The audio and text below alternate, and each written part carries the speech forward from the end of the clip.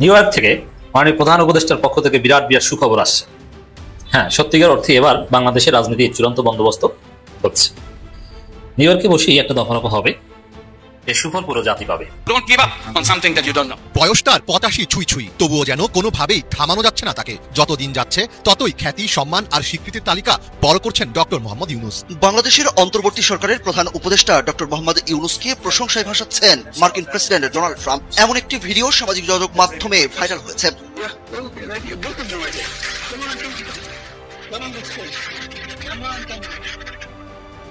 I love Mohammad স্লোগানে উত্তাল ভারত। দেশটির বিভিন্ন জায়গায় এই স্লোগান দিতে দেখা গেছে হাজার হাজার মানুষকে। অনেকে সামাজিক যোগাযোগ মাধ্যমে নিজের প্রোফাইল পিকচারেও আই লাভ মোহাম্মদ যুক্ত করেছেন। আর আই লাভ মোহাম্মদ, আর এর চেয়ে ভালো কথা কি আছে পৃথিবীতে? আমি তো অবাক হয়ে যাচ্ছি। এটা পৃথিবীর আশ্চর্য। এই যে আই লাভ মোহাম্মদ বলেছে বলে গ্রেপ্তার হয়েছে, এটা পৃথিবীর আশ্চর্যের মধ্যে সপ্তম আশ্চর্যের মধ্যে এটা একটা অন্যতম আশ্চর্য। আজ ভারতীয় এক পত্রিকায় প্রকাশিত হয়েছে 80% মুসলমানের দেশ বাংলাদেশে বাংলাদেশ জামাত ইসলামী ক্ষমতায় আসলে আমেরিকার কোনো আপত্তি নেই। তাহের সাহেব আবার হিরো হয়ে দাঁড়াবে। হ্যাঁ, সবাই তাহের সাহেবকে নিয়ে রাস্তায় হাঁটবে, সামনে দাঁড়ায় থাকবে, দেখি কে আসল তোরা আয় গায়ে হাঁটবে।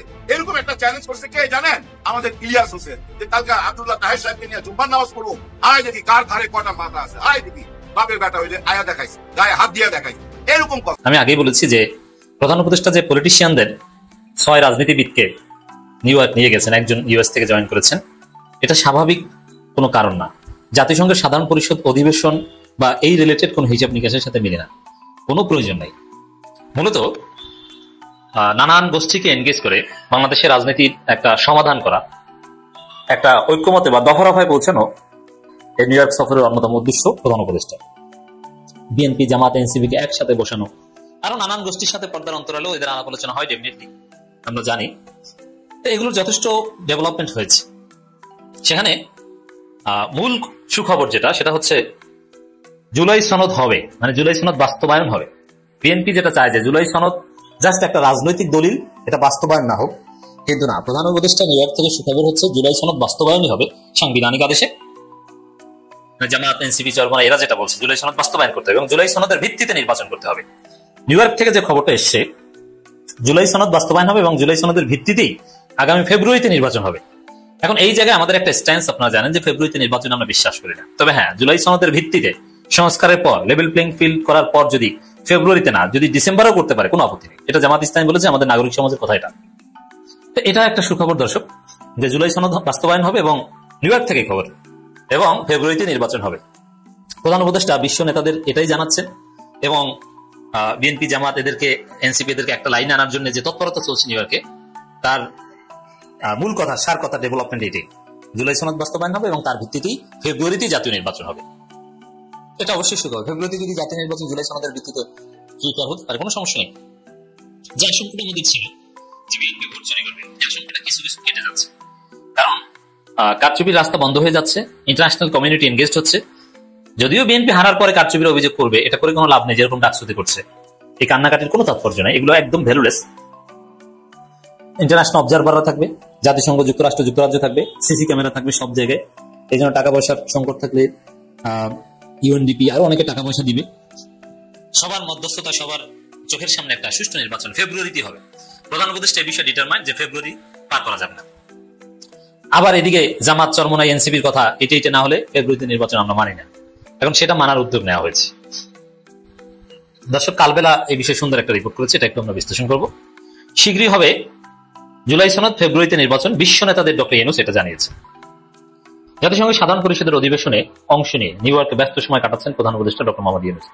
দেখেন, এখানে অনেকে বলছেন যে ইউনূসের এত বৈঠক করার কারণ কি?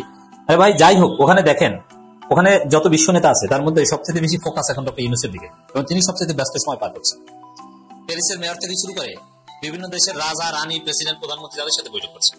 এখন বলছেন যে প্যারিসের মেয়রের সাথে তার কাজ না। এখানে শুধু জাতিসংঘগত কাজ না, বাংলাদেশের নির্বাচন, যত স্টেক হোল্ডার্স আছে, আর্থিক সহায়তা, বিভিন্ন মডেল গ্রহণ, অনেক বিষয় আছে, সংস্কারের মডেল। তো এই জন্য বিভিন্ন পক্ষের সাথে এনগেজ হতে হয়। এটা শুধু জাতিসংঘ সফর, এটা বাংলাদেশের রাজনীতির দফারফা করার একটা সফর। এই জন্য এই বৈঠকগুলো এটা তাৎপর্যপূর্ণ। ব্যস্ত সময় পার করছেন। সিরিজ দ্বিপক্ষীয় বৈঠক, বিশ্ব নেতাদের সঙ্গে আলোচনা আর যুক্তরাষ্ট্র সহ বিভিন্ন দেশের ব্যবসায়ীদের সঙ্গে মত বিনিময়ে অংশ নিচ্ছেন তিনি। দেখেন, বিভিন্ন দেশের ব্যবসায়ীরা কিন্তু রাজনীতিতে একটা প্রভাব রাখে। ব্যবসায়ীরা বিএনপিকে প্রভাবিত করতে পারে, অনেক ক্ষেত্রে জামাতকেও পারে। অতএব এটাও তাৎপর্যপূর্ণ। পাকিস্তান, ইতালি, ফিনল্যান্ড, কসোভোর রাষ্ট্র এবং সরকার প্রধানদের সঙ্গে বৈঠক করেন প্রধান উপদেষ্টা। এছাড়া সফরসঙ্গী রাজনৈতিক নেতাদের নিয়ে মার্কিন কয়েকটি কোম্পানির প্রতিনিধি দলের সঙ্গে বৈঠক করেছেন নোবেল জয়ী অর্থনীতিবিদ। এটা তাৎপর্য। দেখেন, এই বিএনপি জামাতকে সাথে নিয়ে মার্কিন কোম্পানির সাথে কিসের কাজ? এটি নন স্টেট অ্যাক্টরস গুলো, প্রাইভেট সেক্টরস গুলোর যে প্রভাব রাজনীতিতে, এটা কাজে লাগাচ্ছেন প্রফেসর ইউনূস, দর কষাকষি বা বিভিন্ন ভাবে তাদেরকে এক জায়গায় বসাতে। এসব বৈঠক জুলাই সনদ স্বাক্ষর, সাংবিধানিক সংস্কার, ত্রয়োদশ সংসদ নির্বাচন, নিরাপদ অভিবাসন, রোহিঙ্গা সংকট এবং বিদেশি বিনিয়োগ নিয়ে বিস্তর আলোচনা হয়েছে। তার আগে নিউ ইয়র্কে স্থানীয় সময় মঙ্গলবার যুক্তরাষ্ট্রের প্রেসিডেন্ট ডোনাল্ড ট্রাম্প আয়োজিত সংবাদ অনুষ্ঠানে যোগ দেন ডক্টর ইউনূস। সেখানে তিনি ট্রাম্পকে তার সুবিধা মতো সময় বাংলাদেশ সফরের আমন্ত্রণ জানান। এই যে মিথ ছিল হাসিনার, যে কত মিথ, সব ভেঙে যাচ্ছে একেবারে। যে ট্রাম্প আসলে এই হবে সেই হবে, ট্রাম্প আসতেছে, ট্রাম্পের ছবি নিয়ে মিছিল করো, ট্রাম্প এসেছে, কিছু হয়েছে, ওই গুজব দিয়ে ওরা শান্তিতে থাকতে পারবে।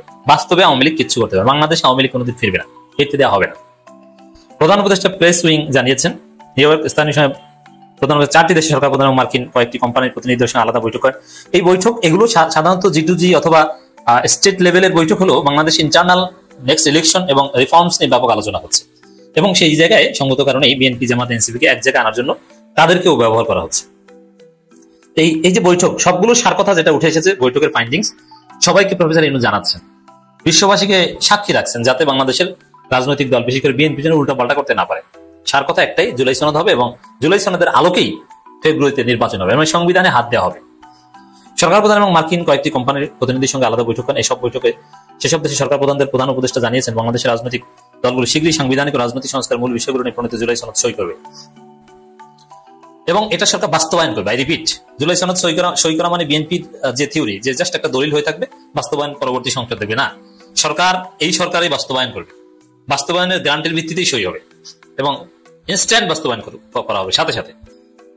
নতুন করে কোনো স্বৈরশাসক উত্থান রোধ যাতে হয়, আগামী ফেব্রুয়ারিতে অবাধ সুষ্ঠু জাতীয় নির্বাচন আয়োজনের মাধ্যমে বাংলাদেশ অথবা বিরাজমান রূপান্তরের পথে অগ্রসর হবে বলেও তাদের জানান ডক্টর ইউনূস।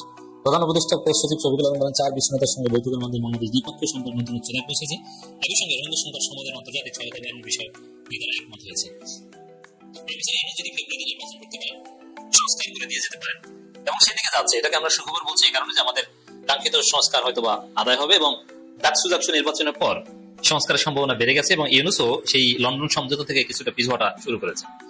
এই জায়গায় যদি সংস্কার করতে পারেন, জুলাই সনদ বাস্তবায়ন করে দিয়ে একটা free fair and credible election করে যেতে পারেন এবং প্রফেসর ইউনূস আর কিছু করা লাগবে না, জাস্ট রোহিঙ্গা সংকটের একটা ভালো রূপরেখা অ্যাটলিস্ট যদি দিয়ে যেতে পারেন এবং সেটা যদি পরবর্তীতে কার্যকর হয়, প্রফেসর ইউনূস আরেকবার নোবেল পুরস্কার পেতে পারে, যথেষ্ট সম্ভাবনা রয়েছে। বাংলাদেশের এই সংস্কার কমিশনের প্রস্তাব এগুলো নিয়ে খোলামেলা বিভিন্ন পক্ষের সাথে আলোচনা হচ্ছে। আমেরিকাতে যা কিছু ঘটে গেল, ওই যে টিম নিয়ে এগুলো নিয়ে আলোচনা করতে চাই না, এগুলো এখনো আলোচনা চলতেছে। বিভিন্ন টক শোতে গেলেই ওই টিম কাহিনী, কেন ইউনূস স্যার ওদিক দিয়ে চলে গেল, ওনাদেরকে কেন এদিক দিয়ে দিল, আওয়ামী লীগের ওরা কাকে কাকে অপমান করছে, কাকে অপমান করে নাই, বিএনপির ওরা কোথায় ছিল, কেন ওনারা ওনাদের ফখরুল সাহেবকে বাঁচাইতে আসলো না, তার মানে কি ওনারাও কি হতাশ বিএনপির প্রতি? এরকম কথাও তো অনেকে বলতেছে যে বিএনপির গত 13-14 মাসের কার্যকলাপে প্রবাসী বিএনপি ভাইরা হতাশ, যার জন্য তারা এয়ারপোর্টের ওই 8 নম্বর গেটে দাঁড়ায় ছবি তুইলা ঘন্টাখানিক ছিল, তারপরে চলে গেছে, ফেসবুকে ছবি পোস্ট করে যে আমরা আইছিলাম, ওটা দেখা আবার চলে গেছে। কিন্তু আওয়ামী লীগের ওরা কিন্তু দাঁড়ায় ছিল প্রতিশোধ নেবার জন্য।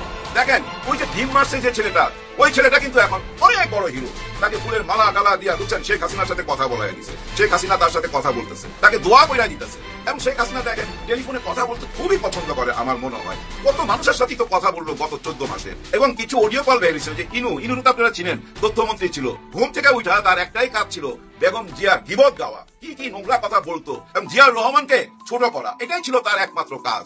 দেখেন অনেকে এখন বলে মুক্তিযোদ্ধা, বিশেষ করে ওই যে ফজলুর রহমান, হ্যাঁ তার আবার গানও বেরিয়েছে, কিন্তু গানটা হিট, কিন্তু ফজু পাগলা নাম দিছে। যাই হোক, উনি একটা মাইন্ড করে না, বরঞ্চ আমি মনে করি উনি আগের চেয়ে এখন অনেক বেশি পপুলার। হ্যাঁ, উনি যদি নিজেই এখন একটা দল বানায় না ভাই, হ্যাঁ স্বাধীনতার পক্ষের দল, যে আমরা স্বাধীনতার বিরুদ্ধে দাঁড়াইলাম, যারা এই রাজাকার আল-বদর তাদের বিরুদ্ধে আমরা আছি, আমরা একটা দল বানাইলাম, নতুন একটা নাম দিয়া ওই দলের প্রেসিডেন্ট হইতে পারে উনি। ফজলুর রহমান সভাপতি হইয়া যদি একটা দল বানায় স্বাধীনতার স্বাধীনতার পক্ষে, মুক্তিযোদ্ধার পক্ষে, তাইলে কিন্তু ভাই ওই দল 300 আসনই দেখবেন কাটায় ফেলাইতে পারে। এরকম কথা আমি বলতেছি না, ওনার মুখে শোনা গেছে। সাংবাদিক তখন জিজ্ঞাসা করলো, আপনি কি দল বানাইতে চান? না না না না, আমি কেন দল বানাইতে চাইবো? তখন উনি বুঝা ফেলাইছে, আমার তো পেঁচে ফেলাই দিল। আমি যদি বলি এখন দল করুম, তাইলে তো ওই যে 3 মাস পরে যে আমাকে আবার ভিতরে ঢুকাবে বিএনপির, সেটাও তো করবে না। আমাকে তো জীবনের জন্য, আমাকে তো সারা জীবনের জন্য বহিষ্কার করে দিবে। তখন বলে যে না না, আমি দল করবো না, কিন্তু স্বাধীনতার পক্ষের একটা শক্তি চলে আসবেই, এটা আমার মন বলতেছে। জ্যোতিষী তো অনেক কথা বলতে পারে। যাই হোক, দেখেন এই আওয়ামী লীগের গত 14 মাসে কি কি ক্ষতি হইলো? কোন ক্ষতি হয়েছে কি? একবার আমরা নিজের প্রশ্ন করি তো, সত্যটা বলতে হবে। দেখেন এই যে আন্তর্জাতিক বিচার ট্রাইব্যুনালে বিচার চলতেছে, ওনার অডিও কল ফাঁস হচ্ছে, ওনার বিরুদ্ধে সাক্ষী দিতেছে, তার মানে কি ওনার সাজা হবে হবে এমন একটা ভাবনা? তার মানে কি উনি যে অপরাধী এটা তো ভাই প্রমাণ হচ্ছে ধীরে ধীরে, এবং জাতিসংঘ থেকেও বলছে যে উনি অপরাধী। কিন্তু কেউ কি বিশ্বাস করে? বিশেষ করে যারা আওয়ামী লীগ করে তারা কি বিশ্বাস করে? করে না। এবং অনেকে বলে না যে আগেই ভালো ছিলাম। কেন বলে জানেন? গত 14 মাসে আমরা তেমন কিছু দেখাইতে পারি নাই। হ্যাঁ, বর্তমান সরকার একটা সুন্দর পরিবেশ দিতে পারে নাই। কেন পারে নাই, কাদের জন্য পারে নাই, এটা আপনারা বুঝা নেন। শেখ হাসিনার বিদায় পর যদি দেখতাম হাই হাই দেশের মধ্যে শান্তি, সবাই সবাইকে শ্রদ্ধা করতেছে, ভক্তি করতেছে, এবং নতুন একটা বাংলাদেশের জন্য সবাই এক প্ল্যাটফর্মে চলে আসছে, না তেমন কিছু হয় নাই। পুরা আধা বছর মানে 6 মাস খালি ওনারা চা নাস্তা খাইছে, আর ওই সনদপত্র নিয়ে আলোচনা করছে, পিআর, উচ্চ কক্ষ, নিম্ন কক্ষ, অনেক রকম আলোচনা, কিন্তু ফলাফল শূন্য। এটা আমি আগেও বলছি। এই যে শূন্য ফলাফল দেখছে জনগণ। আর সোশ্যাল মিডিয়ায় গেলে আমরা কি দেখতেছি? আজকেও দেখলাম মসজিদের ভিতরে যায় ঢুইকা বলতেছে, এই আপনারা এখানে কি করতেছেন? ওনার বলতেছে আমরা নামাজের জন্য অপেক্ষা করতেছি, মাগরিবের নামাজের জন্য। আসরের নামাজ পড়ছে, মাগরিবের নামাজ পড়বে। নো, আপনারা এখানে মিটিং করতেছেন, জামাতের মিটিং হইতেছে, এখন বাইরন তারা দেবো মসজিদে, ঠিক আজানের পর আসবেন। দেখেন এই ধরনের দৃশ্যগুলো আমরা দেখতেছি। একটা কথা বললাম, এরকম হাজার হাজার দৃশ্য আছে আমাদের চোখের সামনে। এই দৃশ্যগুলো দেখার পর কি মনে হয়? যে না, বাংলাদেশ ভালো নাই, এটাই তো মনে হবে সাধারণ মানুষের কাছে। যার জন্য অনেকেই বলে ওই আমলেই ভালো ছিলাম, মানে শেখ হাসিনার আমলেই ভালো ছিলাম। অন্তত এরকম চাঁদাবাজি, লুট তরাজ, খুন খারাপি, মার ধর, নিজেরা এরকম কাণ্ড কি দেখছেন? দেখেন নাই। আওয়ামী লীগের মধ্যে তো মিল ছিল, ওরা নিজেরা তার মারামারি করতো না। করতো কি ভাই? করতো না। দেখেন না আমেরিকা তো, দেখেন ওরা একতা আছে, সকাল থেকে অপেক্ষা করতেছে ডিম মারার জন্য, আর অন্যরা আধা ঘন্টা 1 ঘন্টা থাইকা সেলফি টেলফি তুইলা চলে গেছে। কিন্তু ছিল কারা? ওই যে ইমানদার, যারা সত্যিকারের ইমানদার, জান চলে যাবে কিন্তু সরবে না। ছাত্র শিবিরের প্রাক্তন সভাপতি এবং জামাতে ইসলামের ওনারা ছিল, ওনারাই তো সেভ করছে, তাই না? এই যে আক্তার হোসেনের পিছনে দাঁড়ায় ছিল ভাই, ডিম যে আক্তার হোসেনের গায়ে পড়ছে কেন জানেন? আক্তার হোসেন লম্বা তো এই জন্য, কিন্তু উনি কিন্তু আগলায় ধরে ছিল। উনি যদি একটু লম্বা হইতো ডিমটা গায়ে লাগতো না ভাই। দেখেন ইমানদার কেন বললাম? দেখেন ওইখানে ওরা 5-6 জন, ওই 5-6 জনই শত আওয়ামী লীগের বিরুদ্ধে ওইখানে স্লোগান দিতেছিল, ওইখানে বক্তব্য রাখতেছিল, এবং বারবার সান্ত্বনা দিতেছিল, কোনো ভয় নাই, আমরা আছি। এই যে ব্যাপারটা, এই জন্যই বললাম ইমানদার। এই যে 30-40 মিনিট লেট হয়েছে এদের, 30-40 মিনিট না ভাই, যদি 3 দিনও লেট হইতো, আব্দুল্লাহ তাহের সাহেব যদি 3 দিন পরও বাইরে হইতো, ওই 3 দিন ওখানে দাঁড়ায় থাকতো। তার বিবেক তাকে ডিউটি দিচ্ছে যে তোর ডিউটি, তুই দাঁড়ায় থাকবি, তাহের সাহেব আসবে, আক্তার হোসেন আসবে, আমাদের মেহমানরা আসবে, ওই দায়িত্ব থেকে দাঁড়ায় ছিল। এই যে আগামীকাল শুক্রবার না, জুম্মার নামাজের পরে দেখেন তাহের সাহেব আবার হিরো হয়ে দাঁড়াবে। হ্যাঁ, সবাই তাহের সাহেবকে নিয়ে রাস্তায় হাঁটবে, সামনে দাঁড়ায় থাকবে, দেখি কে আসক্তরা, আয় গায়ে হাত দে। এরকম একটা চ্যালেঞ্জ করছে কে জানেন? আমাদের ইলিয়াস হোসেন, যে কালকে আব্দুল্লাহ তাহের সাহেবকে নিয়ে জুম্মার নামাজ পড়ুন, আয় দেখি কার ঘাড়ে কটা মাথা আছে, আয় দেখি বাপের বেটা হইলে আয়া দেখাইস, গায়ে হাত দিয়ে দেখাইস, এরকম কথা বলছে। দেখেন ওইখানেও কিন্তু রাজনীতি চলতেছে। আমেরিকার যারা বিএনপি আছে তারাও তো পারতো কালকে জুম্মার নামাজের পরে আমাদের মির্জা ফখরুল সাহেবকে নিয়ে এরকম একটা বক্তব্য রাখলো না। দেখছেন ওইখানেও কিন্তু আমেরিকার মাটি তো জামাত পয়েন্ট পাওয়া গেল। রাজনীতি করতেছে কে? রাজনীতি করতেছে কিন্তু সব দল, আর পয়েন্ট পাইতেছে কে? জামাতে ইসলাম। গত 14 মাসে একটু হিসাব মিলাই দেখেন, গত 14 মাসের বিএনপির অনেক ক্ষতি হয়েছে। যে ক্ষতিটা হওয়ার কথা ছিল আওয়ামী লীগের, কিন্তু আওয়ামী লীগের হয় নাই কেন? দেশের মানুষ দেখতেছে আওয়ামী লীগ যে রাজনীতি কইরা দেশের মানুষকে অস্থির করে ফেলাইছিল, যে রাজনীতির কারণে আয়না ঘর করতে হয়েছিল, খুন করতে হয়েছিল। কি রাজনীতি? স্বাধীনতার পক্ষে বিপক্ষে। এই দেশে মৌলবাদ আছে, মৌলবাদকে ধ্বংস করতে হবে। এই দেশে জঙ্গি আছে, জঙ্গিদেরকে ধ্বংস করতে হবে। এই রাজনীতি করছে না? দেখেন আজকে ডক্টর ইউনূস স্যার ওইখানে পরিচয় করাই দিতেছিল ডক্টর তাসলিম জারাকে আর আক্তার হোসেনকে, ওই আগের মতো, এবং বলতেছিল যে এরাই ছিল জুলাই গণ অভ্যুত্থানের সাথে জড়িত। এবং ওইখানে কিন্তু তুইলা ধরছে, ওইখানে কিন্তু অভিযোগ করছে যে আজকে যারা এখানে অস্থিরতা করতেছে, আপনারা যা দেখতেছেন এটা করা হচ্ছে ভারত থেকে। ভারতে শেখ হাসিনা বৈশা এই কাজ করতেছে, এবং আওয়ামী লীগের একটা বয়ান তারা এস্টাবলিশ করার চেষ্টা করতেছে যে বাংলাদেশ জঙ্গিদের হাতে চলে গেছে, তালেবানের হাতে চলে গেছে। আপনারাই বলেন আমাকে কি দেখতে তালেবান লাগে? উনি বলতেছে যে আমাকে কি দেখতে তালেবান লাগে? আমার মাথায় তো পাগড়ি নাই, দাড়ি নাই, আমিও তালেবান। এটা বলার পর সবাই হাসতেছিল ভাই, হাততালি দিতেছিল, মজা করতেছিল। কারণ ওই যে উনার বয়ান যে এই সরকার তালেবান সরকার, এই সরকার মৌলবাদী সরকার। আর এই মৌলবাদী শব্দটা আমরা কই থেকে শুনছি? ওইটাও কিন্তু লন্ডন থেকে একবার আসছিল, যে এই দেশে মৌলবাদীর উত্থান হয়েছে, এবং কথায় কথায় বলে অদৃশ্য শক্তির উত্থান হচ্ছে। 1 বছর আগে আমি মনে করছিলাম ব্যক্তিগতভাবে এই অদৃশ্য হইতে পারে যারা ওনার উপরে জুলুম করছে। হ্যাঁ ভাই, ও মানসিক অত্যাচার করছে, যার বাবা বীর উত্তম একজন মুক্তিযোদ্ধা, যার বাবা এই দেশের প্রেসিডেন্ট ছিল, যার মা এই দেশের 3 বারের প্রধানমন্ত্রী ছিল, তার সন্তানকে ওইভাবে ঝুলাইয়া পিটানো, অমানবিক অত্যাচার করা, ওই জন্য আমি মনে করছিলাম ওই দিকে ইঙ্গিত করছে যে অদৃশ্য শক্তি। কারণ যারা উনার উপরে অত্যাচার করছে নিশ্চয়ই তারা এখনো চাকরিতে আছে, কেউ কেউ ওইটা মনে করে আমি অদৃশ্য শক্তি বলতে ওইটাই বুঝছিলাম। কিন্তু উনি আবার এই কথাটা রিপিট করছে। উনি নিজেই বলছে 1 বছর আগে আমি বলেছি অদৃশ্য শক্তির উত্থান হচ্ছে এই দেশে। আপনারা কি প্রমাণ পেয়েছেন? তার মানে সেই অদৃশ্য শক্তি এখন বুঝতে পারতেছি সেটা হলো এই জামাতে ইসলাম। ছাত্র শিবির ডাকসুতে আর জাকসুতে পাশ করার পরই তো ওই ধরনের কথা সবাই মুখে চলে আসলো যে এরা গুপ্ত শিবির, এরাই মানুষের রক কাটতো। আর এই যে নির্বাচনে জয় হয়েছে এটাও নাকি জালিয়াতি। তার মানে কি এই যে স্বচ্ছ নির্বাচনটা আমরা দেখলাম এটাও জালিয়াতি? হ্যাঁ ভাই, জালিয়াতির গন্ধটা একটু পাইছিলাম। জাহাঙ্গীরনগর বিশ্ববিদ্যালয় 48 ঘন্টা লাগছিল ফলাফল দিতে। 11 থেকে 12,000 ভোটারের ফলাফল 48 ঘন্টা পার করে দিছে। ওইখানেই জালিয়াতি হওয়ার কথা ছিল, ওইখানেই বুঝছেন ফলাফল উল্টাইবার চেষ্টা করা হয়েছিল, পারে নাই। দেখেন ওরা তো ভোটে জিতলো, জিতার পর তো একটা ফুলের মালা পাইতে পারতো, পায় নাই। কিন্তু 3 থেকে 4 সপ্তাহের মধ্যে কিছু ভালো কাজ করলো, এমন কিছু কাজ দেখালো যেটা জেলাসির পাত্র হয়ে গেল। অনেকেই বলা শুরু করছে কোন অধিকার এটা করতেছে, এটা তো রাষ্ট্রদ্রোহিতা, ওরা এটা করতে পারে না, এমন কথাও তো শুনছি। আর এই কথাগুলোর কারণেই মানুষের মনের মধ্যে তুলনা করতে যায় যে বিএনপি ভালো না আওয়ামী লীগ ভালো। ওই তুলনা করতে যায়, বুঝছেন, ওই তুলনা করতে যায় অনেকেই বলতেছে আওয়ামী লীগই ভালো। আওয়ামী লীগ অন্তত নিজেরা মারামারি করতো না, ওরা তো নিজেরা মারামারি করে। দেখছেন কিভাবে তুলনা করতেছে? যার জন্য বলছি গত 14 মাসে অনেক ক্ষতি হয়ে গেছে ভাই।